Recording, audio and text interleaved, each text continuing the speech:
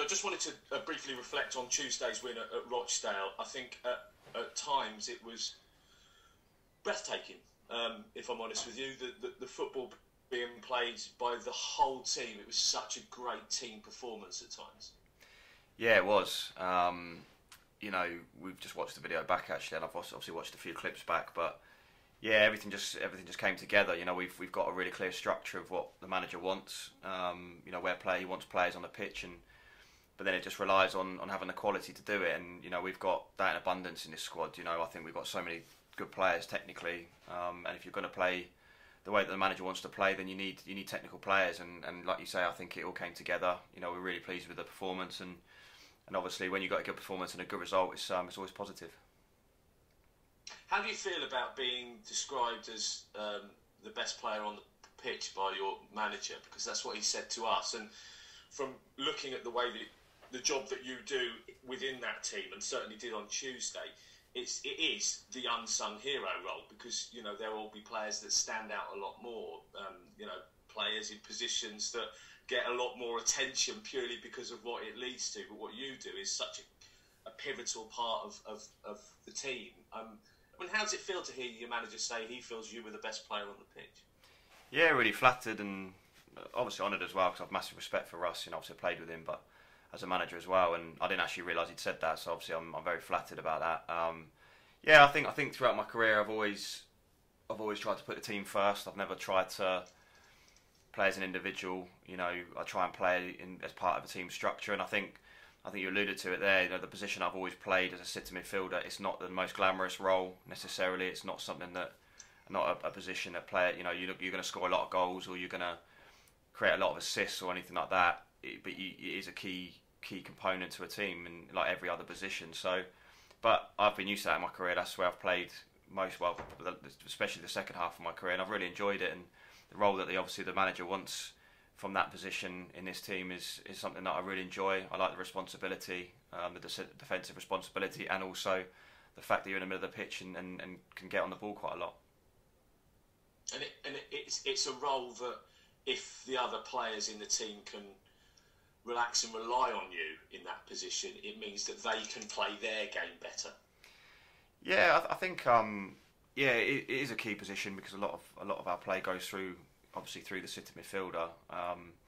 But I suppose it can be said for any player in a team really. You know, when you've got especially players that have played a lot of games, you know, experienced heads, if you can bring that calmness and that sort of reliability to a team, then like you say, it does help other players go and do their bits, because they know that they've got a responsibility on other players to obviously keep it tight and be consistent. So like I say, that's something I've always tried to do in my career, and like I say, I'm not the only one. I think there's other players that play, you know, there's players that perform really, really well this season, and the more players you've got doing that, then the better, I think.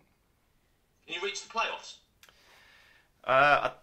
It's a difficult one. Obviously, that would be great, but I think really the message is just the next game. I think, you know, I know it's not exciting to hear, and it's no thrills, but it is about the next game. You know, that's the biggest game. We've got Hull tomorrow, and you know, at the end of the day, if you take each game as it comes, and you win more than you lose, and you've got a great chance. But you know, there's no point to looking too far ahead. We've got a massive game against Hull, and if we can win that, then we go on to the next one, and we'll keep pushing up the league and see where it takes us. Is that a question I ask again in 4 or 5 weeks' time, and we'll see where we're at, and you may maybe give me a different answer then? Maybe, yeah, maybe. I mean, you know, like I say, it's difficult because I've experienced in my career, you know, teams or players getting too ahead of themselves, and before you know it, you go on the other end. So, you know, it's so delicate, it's such a delicate situation. We are right slap bang in the middle of the playoffs and also the relegation zone. So we just need to make sure that we win the game tomorrow, playing with a lot of confidence. Tomorrow it's going to be a really tough game. You know, Hull flying high at the top of the league. So, but it will be a great game to win if we can.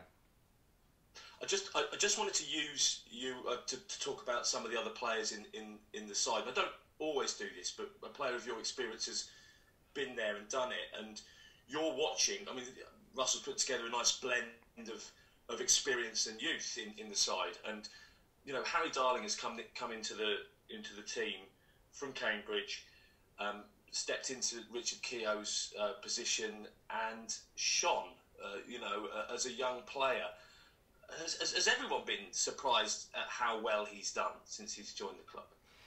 Yeah, well, I can't really speak for anyone else, but I've definitely been impressed. I mean, the amount of composure and maturity that he's shown since he's come in, is unbelievable. I mean, I knew little about him before he came in. Obviously we got him quite quickly from Cambridge, but you could see straight away he had that composure, he had that confidence on the ball, and I don't want to liken him to other players because he's still young, but he does remind me a little bit of John Stones, the way that he plays. I said it during commentary. That's exactly what I said during commentary. Like I say, I don't want to draw comparisons because obviously John Stones is at Man City, he's at the top club, but age is still young and he's still got a massive future ahead of him. There's no reason why, if he works hard and carries on the way he's going, that he can't reach the top level. So I've been really impressed, and the difficult thing, I mean, even more impressive really, is that position. Everyone's got their role on the pitch, but that position in particular is such a specialist position in this team. There's so much responsibility on him, and that's again where I could draw comparisons with John Stones, because you look at the way he plays, there is so much responsibility on him on the ball and off the ball, and it's the same for Age. And I've been really impressed with him since he's come in, and like I say, if he carries on the way he's going, then I think he's got a great future. I could ask you for your opinions on loads of players in the side, loads, from Will Grigg to Zach Jules, who's just come in, and I find myself talking about Scott Fraser a lot this season, a lot.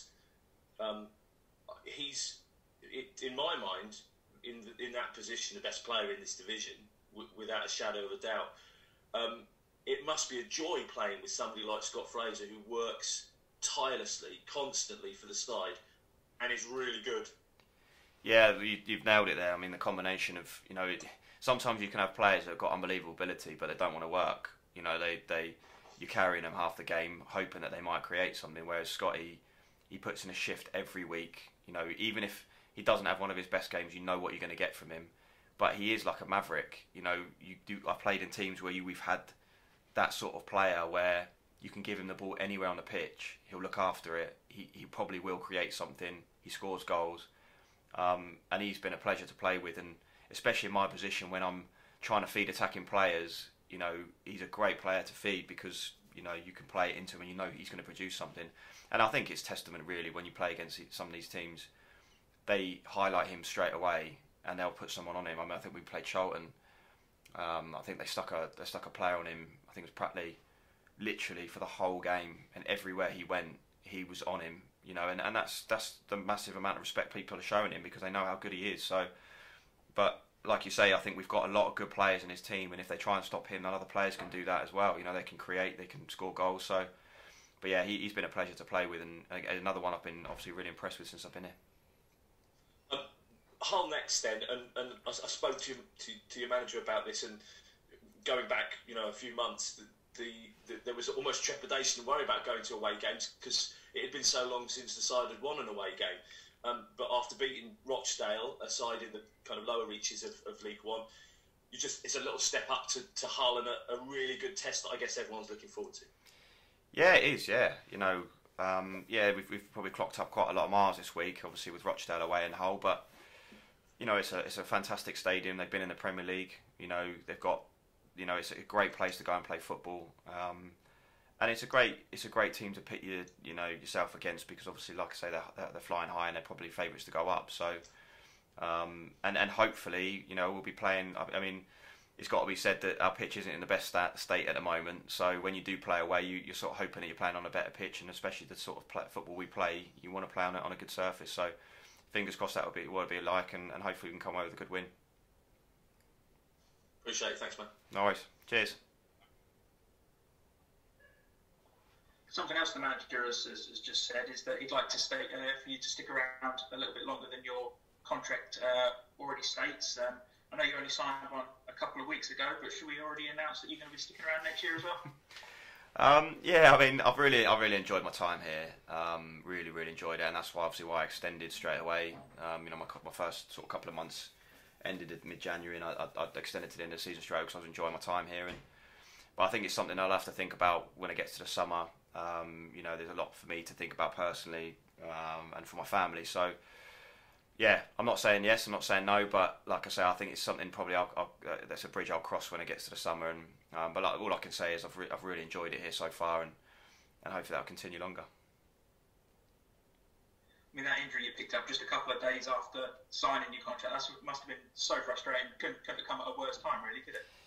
Yeah, it's funny. Ross actually joked. He said, "Oh, you must have waited till you signed that deal and then chuck one in." But no, I had a bit of a hamstring strain, which was really frustrating because, you know, like you say, you want to get going, you sign a new deal, and you want to get going, and you want to get some sort of rhythm by playing week in, week out. So yeah, it was frustrating, but you know, I'm glad to be back now, and hopefully I can stay injury free for the rest of the season.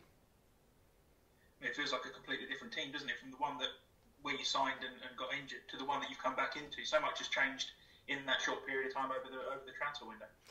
Yeah, I mean, the turnover of the players has been incredible. You know, and you've got to take your hat off to the recruitment team here, and obviously Russ and Lukey, you know, for bringing players in and replacing players at such short notice, because it must be such a difficult job, because obviously clubs are coming in and poaching players that are doing well, and then you've got to find players that are going to fit into exactly the way you want to play, because like I say, it's quite a specialist. A lot of the roles in this team are quite specialist, so yeah, hat off to them. And obviously we've had some injuries in sort of bad areas, but every club does, and you know, thankfully everyone that's come in has done a really good job and hit the ground running. So how difficult has it been, or has it been difficult at all, to adapt from what you're playing at Bournemouth compared to League One football? Because, you know, people say that it's a different game, but it is a completely different game, isn't it? Playing further down the table. Yeah, of course. I mean, you know, I think that probably one of the biggest things, you know, some of the biggest things, you know, the intensity obviously drops as you go lower. I suppose potentially I don't really know what else really. I mean, it's difficult. Obviously, the higher the levels you go in, you're playing against top players.